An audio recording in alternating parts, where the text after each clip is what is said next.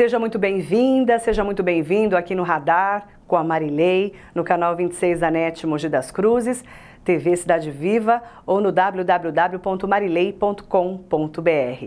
Minha convidada de hoje é Irecê Andrade, ela que é especialista em governança corporativa. Hoje também tem Bronca da Semana que vai para Ferraz de Vasconcelos e agora tem Radar em Alta. Radar em Alta de hoje vai um convite especial para os micro, pequenos e médios empresários da região do Alto Tietê. O Sebrae, em parceria com o Grupo Martins, vai promover na semana que vem, no dia 19 de abril, um grande evento, um workshop com empreendedores da região para que vocês possam aprender a exportar, conhecer os caminhos da exportação. Em parceria com o Ciesp, o SESI, a Receita Federal, o Banco do Brasil e a Prefeitura de Mogi, o evento vai ser das 8 ao meio-dia no SESI de Brás Cubas. Para maiores informações, inscrições gratuitas no 0800 570 0800 ou 4723-4510 e a parceria do Sebrae com o Grupo Martins. Você é nosso convidado especial. Minha convidada especial de hoje é Irecê Andrade, especialista em governança corporativa.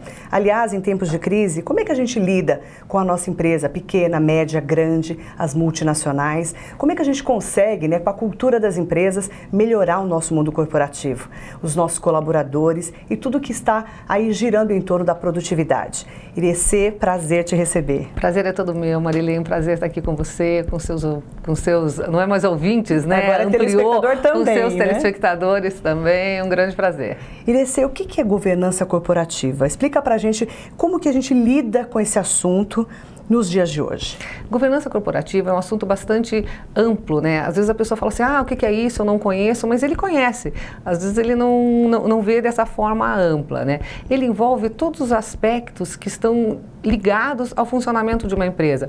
Aspectos jurídicos, aspectos financeiros, aspectos de gestão de pessoas, os aspectos comerciais, os aspectos de relacionamento, de interrelacionamento com clientes, com o público interno, externo, com todos os stakeholders, e tudo isso dentro de um ambiente de muita transparência, muita solidez, muita sustentabilidade, e eu acho que transparência é uma coisa chave dentro de governança corporativa.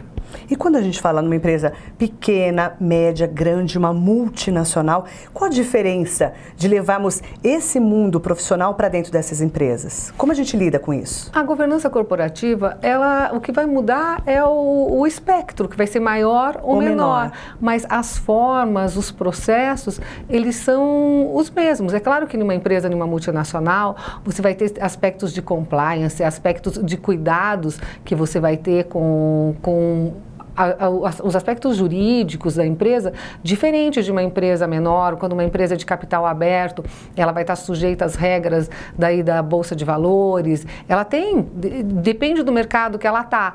Agora, a governança, ela envolve todos os cuidados que você terá para que aquela empresa, ela possa ser uma empresa sustentável a longo prazo, para que ela possa agir de uma forma correta a longo prazo, para que os resultados dela, eles sejam advindos da melhor forma de se fazer as coisas, que a ética esteja presente em todos os processos daquela empresa. E nesse mundo hoje, que a gente tem esse mundo contemporâneo, temos que ter essa ética, mas temos também que respeitar a cultura do país, do que você produz, do seu colaborador. Como é que a gente valoriza hoje, quem trabalha com a gente? Como é que a gente lida nesse dia a dia, nesse mundo tão moderno, com essas questões? Eu acho que a cultura de uma empresa, Marilei, ela é o que há de mais importante dentro de uma empresa. Algumas empresas, elas levam isso muito a sério e elas conseguem ter resultados incríveis e elas se tornam aquelas empresas que a gente tem assim, nossa, como essas empresas são incríveis, são empresas imortais. Você pensa numa Disney e você fala, que cultura é essa? Que sempre que você vai num parque, as pessoas voltam encantadas com aquilo. A cultura de uma empresa como Casas Bahia, como Pão de Açúcar, aqui na nossa região, a cultura da JSL, a cultura do entender para atender, uma cultura baseada na simplicidade, na valorização das pessoas. Muitas empresas, elas estão preocupadas ali só com o produto e assim, como que vai ser, né, a fachada, o marketing, aquela coisa, e elas esquecem das pessoas. E a cultura, ela tem muito reflexo do exemplo, de como pensam os fundadores daquela empresa, como aquilo é perpetuado. Não adianta falar assim, eu colocar em um quadro lá, eu acho lindo a valorização das pessoas, mas quando uma pessoa precisa do meu apoio, ou precisa de um suporte da empresa, ou precisa que seja desenvolvida, capacitada, aquilo não acontece. Então, quando há essa desconexão entre o que está escrito na parede, o que é falado e o que é agido, isso também faz parte da cultura. É uma cultura que não é real. Então, a cultura de uma empresa, para que ela seja forte e para que ela realmente agregue valor para a empresa, ela precisa ser de verdade e de verdade com os valores daquela empresa. Então, se a cultura tem a ver com simplicidade, os processos têm que ser simples, as relações precisam ser simples, os produtos as pessoas têm que ter acesso simples, a comunicação do marketing, as pessoas vão entender aquilo de uma forma simples. Então, faz parte daquela cultura, aquilo é reforçado de várias formas. Se é agilidade, essa cultura vai ser reforçada com agilidade. E a proximidade da cultura da empresa com a empresa, ela faz com que o funcionário ele sinta-se envolvido com aquela empresa. E ele sentindo que os valores dele estão sintonizados com os valores daquela empresa, ele fala assim, poxa, essa empresa tem a ver comigo. Então eu consigo produzir mais, eu consigo dar melhor resultado, eu consigo dar o meu melhor porque eu me sinto sintonizado com aquele objetivo. E Irecê, tem essa história também de você ter a empresa mais perto da comunidade, né? Que é o lado de você fazer a contrapartida também para a sociedade. Sim. Tem que ter esse olhar, não tem? Sim, isso é fundamental. Sempre quando se fala em sustentabilidade, durante algum tempo as pessoas pensavam só em meio ambiente. Exatamente. Né? Houve essa fase. Exatamente. As pessoas pensaram. Mas quando se pensa em sustentabilidade, se pensa nos aspectos financeiros, os aspectos, né, econômicos, os aspectos ambientais, os aspectos sociais e hoje se fala bastante já nos aspectos culturais.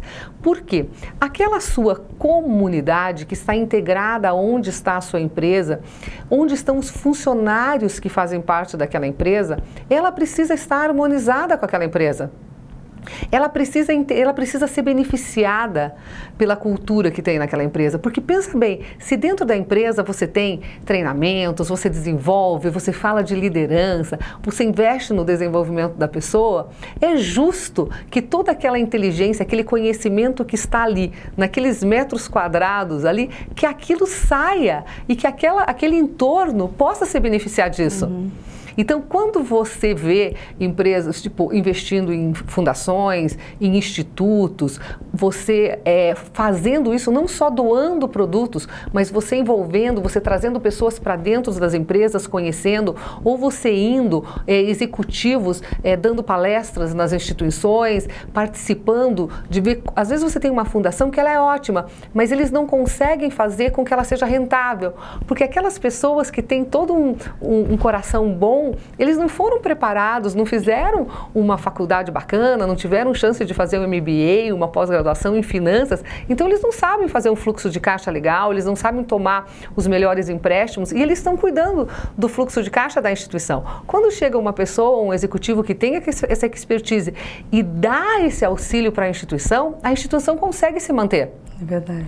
Então, essa participação, esse envolvimento faz com que cresça. E aquele aluno que está na instituição, aquela pessoa, aquele idoso que está beneficiado pela instituição, ele vai ser alguém que vai gerar um filho que vai vir trabalhar naquela empresa, ou ele é um consumidor que vai comprar um produto daquela empresa.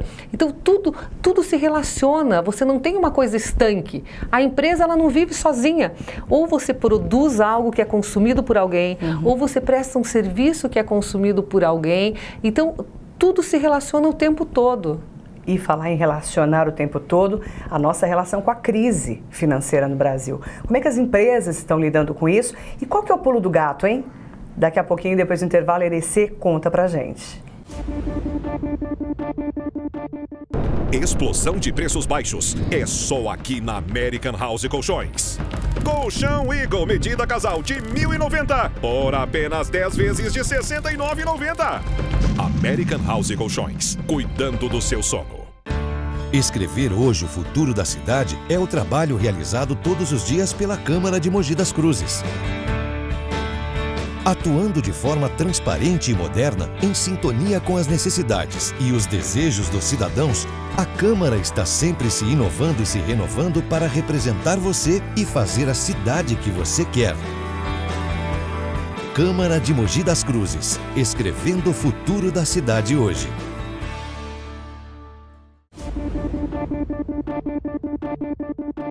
A Irecê Andrade, a minha entrevistada de hoje, especialista em governança corporativa, vai falar para a gente agora qual que é o pulo do gato nessa crise. Como é que a gente lida com a crise nesses tempos difíceis do Brasil? E aproveitar a crise para crescer, não é na crise que se cresce? É verdade, Irecê, que a gente tem que aproveitar esse momento para retomar, reinventar, reerguer ou até mesmo se reinventar? Como é que a gente lida com a crise? Marilei, eu sou extremamente otimista, né? Eu não gosto desse negócio de crise. Eu acho que sim, que eu acho que é um momento, eu acho que tudo é cíclico. Sabe aquela coisa de quando você vai fazer um exame cardíaco? Ele tá assim, né? Fica assim, batendo. Quando tá tudo linear, é porque tá morto. Então é assim. Você vai ter momentos altos, momentos baixos, momentos altos, momentos turbulentos. Baixos. Eu acho que a gente viveu um momento turbulento. A gente viveu um momento no Brasil muito bom. Um momento muito bom, em que estava todo mundo com a sensação que estava rico. Isso. E que estava muito bom, viajando, você ia para fora e as pessoas falavam que o Brasil estava muito bom. Ok. Houveram pessoas que se aproveitaram deste momento, investiram, cresceram e que vão conseguir passar por este momento agora de maiores dificuldades com um pouco mais facilidades. Outros não. É assim. Isso vai acontecer. Eu acho que dentro das empresas, eu acho que é um momento para você repensar, para você se reinventar, para você criar, reduzir custos, sempre. Reduzir custos inteligentes, de uma forma inteligente, né? Aquilo que você pode reduzir, se você está em um lugar maior, você pode ficar em um lugar maior, reunir as pessoas, o que eu posso fazer de uma forma mais otimizada, o que eu perco, porque às vezes eu penso em reduzir custos, você pensa só em material, mas o que eu perco em termos de tempo que eu posso otimizar? O que eu faço que eu tenho que fazer 2 vezes que eu posso fazer de uma forma só? O que eu tenho de pessoas que eu posso motivar essas pessoas para que eles produzam mais? Ouvir as pessoas que trabalham comigo para que elas possam criar, fazer de uma forma diferente. O que o meu cliente precisa que algum outro fornecedor não está entregando, que eu posso entregar agora, ficar mais próximo do cliente e aproveitar esse momento que talvez outras empresas não consigam entregar e eu tenha velocidade para entregar. Então, eu acho que é dessa forma. Isso acontece, não tem que ficar reclamando, a gente tem que aproveitar isso para a gente se reinventar e enfrentar. Não tem outra saída. E como motivar esse microempresário, esse empreendedor? Porque a gente sabe que o desemprego está aí. Todos os dias, batendo as casas aí, infelizmente de 2 dígitos já no Brasil. Como é que a gente pega esse desempregado para motivá-lo? Essa pessoa que agora, você vê, batemos recordes de empreendedorismo, todo mundo tentando abrir, nem que seja só microempreendedor individual, seu MEI, né? Como é que a gente faz para incentivar essa pessoa a falar, não deu aqui, vai por aqui, né? É a tal da, em vez de empregabilidade, trabalhabilidade que eles falam eu acho tanto, que existe né? uma tendência muito grande nisso, das pessoas buscarem o desenvolvimento, das pessoas aprenderem coisas novas. Você vê que se a pessoa sabe fazer alguma coisa, às vezes a pessoa sabe fazer um bolo bacana, sabe fazer uma torta legal, ou um pintor, várias profissões, elas têm valor. Uma ótima babá, vão tendo valores. E eu estava essa semana numa palestra também, eles falaram que, as franquias cresceram 8%, então que agora tem as micro franquias. Então as pessoas podem buscar isso, talvez realmente diminuam as posições de emprego e que a gente conviva com essa situação de você ter mais pessoas que trabalhem de uma forma empreendedora e você tenha menos pessoas trabalhando como empregados. Exatamente. Isso acontece nos Estados Unidos, isso acontece em muitos países. Vários países da Europa. Isso é uma tendência. Nós vivíamos numa situação em que durante muitos anos era uma realidade nossa. Em Mogi, nós temos N empresários que a gente não conhece, que trabalham no meio rural, que são pessoas que vendem em São Paulo, que entregam em supermercados, que têm um trabalho incrível na zona rural e que contribuem grandemente para a economia. E que é uma família de microempresários, que a própria família está lá colonizando a terra e entregando os produtos que estão na nossa mesa, Marilê. Inclusive alguns exportando, né? E alguns exportando. E esses produtores, eu tenho contato com alguns que eu não conhecia, passei a conhecer há pouco tempo e tenho uma admiração enorme, que então assim, eles faziam o produto, agora eles estão criando uma linha de processados, uma linha de higienizados e eles estão transformando este negócio.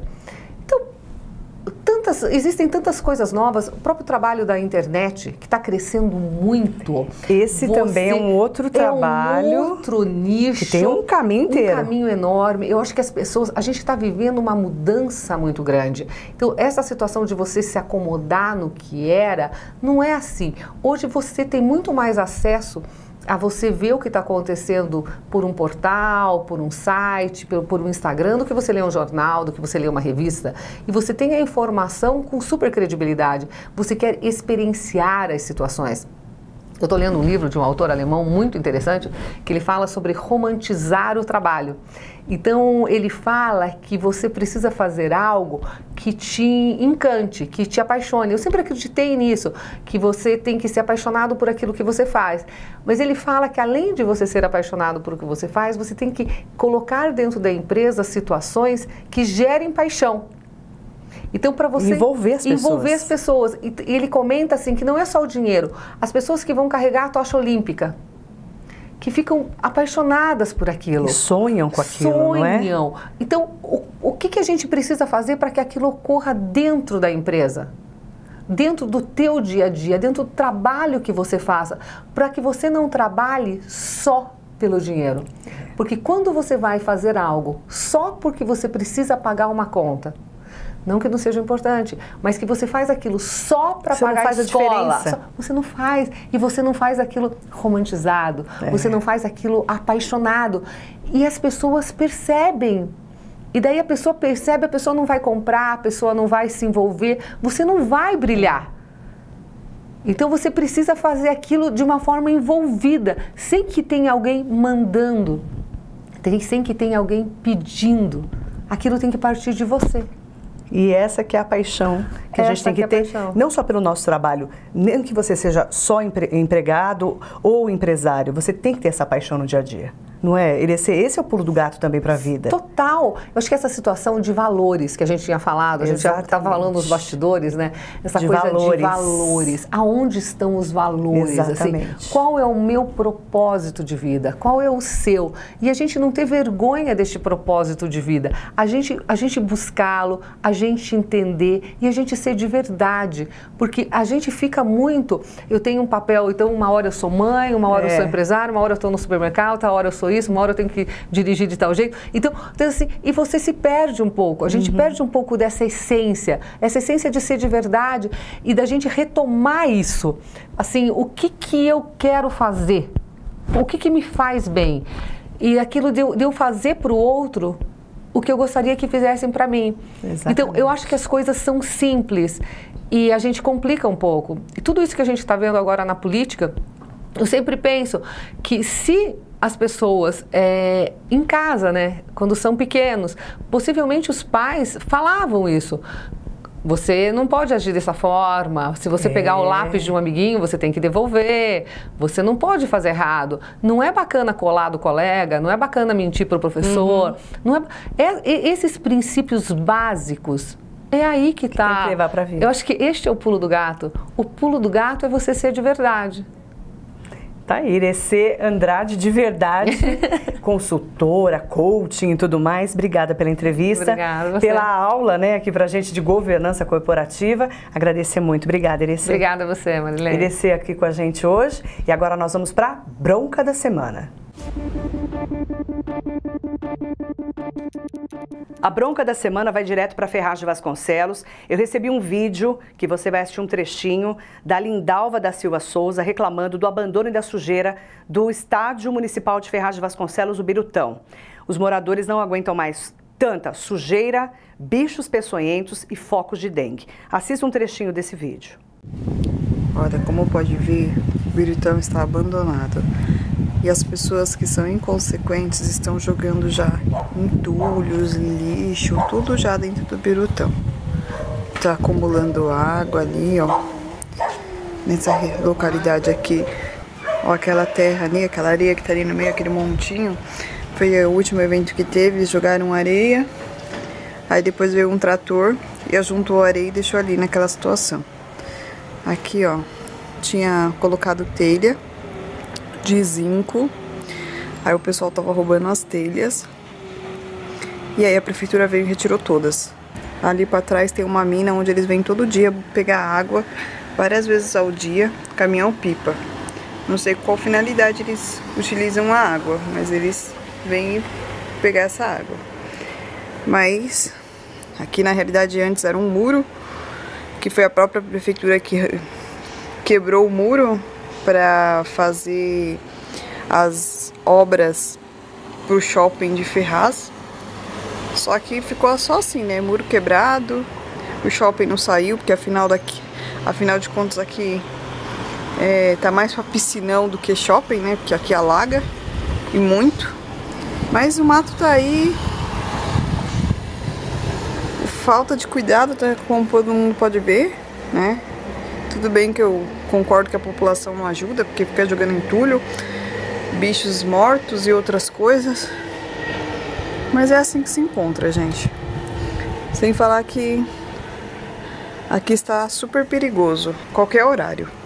Independente do horário aqui, tá perigoso. À noite, lógico que o perigo é maior, porém durante o dia também é perigoso.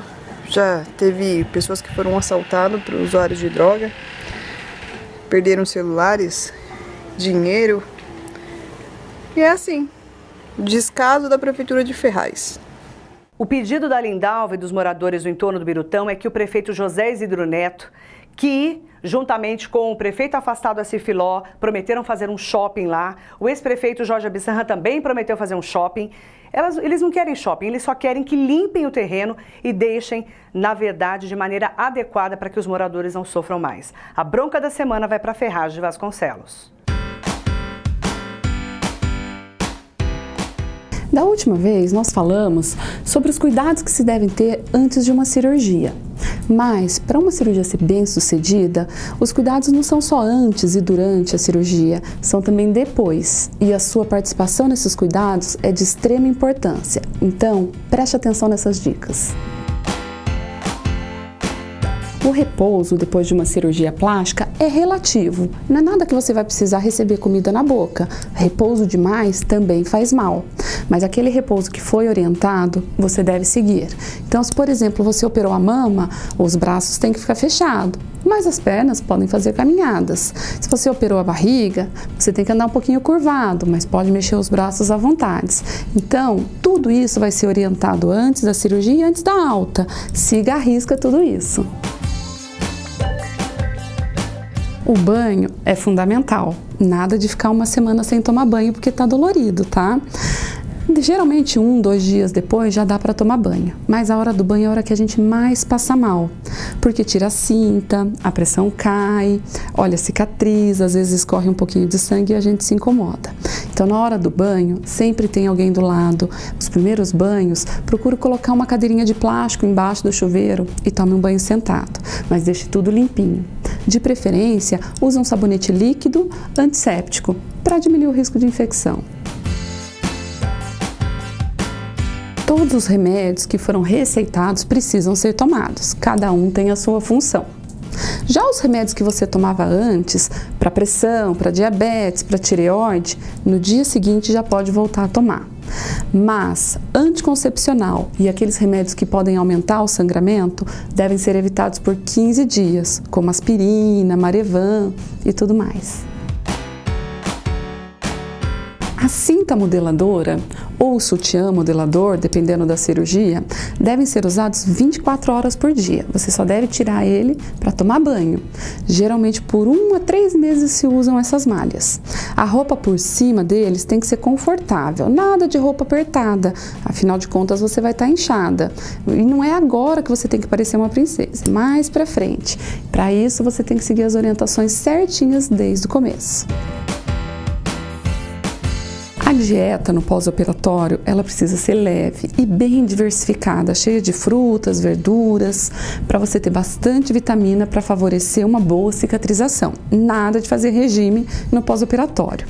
Mas aquela história das avós de não comer chocolate, carne de porco, gente, aquilo é verdade. Pós-operatório, comidas muito gordurosas podem favorecer uma má evolução da cicatriz. Para a maioria das cirurgias, depois de 30 dias, o edema já desapareceu, tudo já tomou um pouco de forma, mas aquela cicatriz ainda está lá, bem evidente. Tenha muita paciência, a cicatriz demora para clarear. Às vezes 1 ano, às vezes 2. Tem que ter muita paciência, não deixar de ir nos retornos para receber as orientações específicas para cada cirurgia, para cada cicatriz. Bem, essas foram as dicas de cuidados no pós-operatório. Não se esqueça, as suas atitudes são tão importantes quanto a da médica que te operou.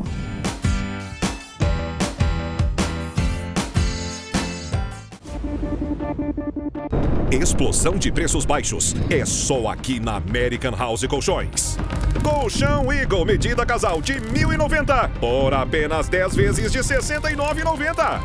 American House Colchões, cuidando do seu sono. O café especial de hoje, direto do Franz Café Mogi, Estiliate Servir Café, que fica na Rua Barão de Jaceguai, 1657, vai direto para o Tunico Andere, a sua esposa Georgia e o filho Léo, que está cursando medicina. Um grande orgulho para a família. Agradecer ao Tunico e a Georgia pela parceria. Um beijo bem grande para você que me acompanha aqui no Radar com a Marilei. Agora, no canal 26 da NET de Mogi, TV Cidade Viva e muitas novidades pela frente, viu? Depois eu conto os detalhes no próximo programa. E me ouça também, das 6 às 10 da manhã no Radar Noticioso na Rádio Metropolitana AM 1070, www.redemetropolitana.com.br. Espero você lá no Radar também todos os dias, acordando Mogi e a região do Alto Tietê. Obrigada pela audiência e pelo carinho. Eu volto no próximo programa. Um beijo e até lá!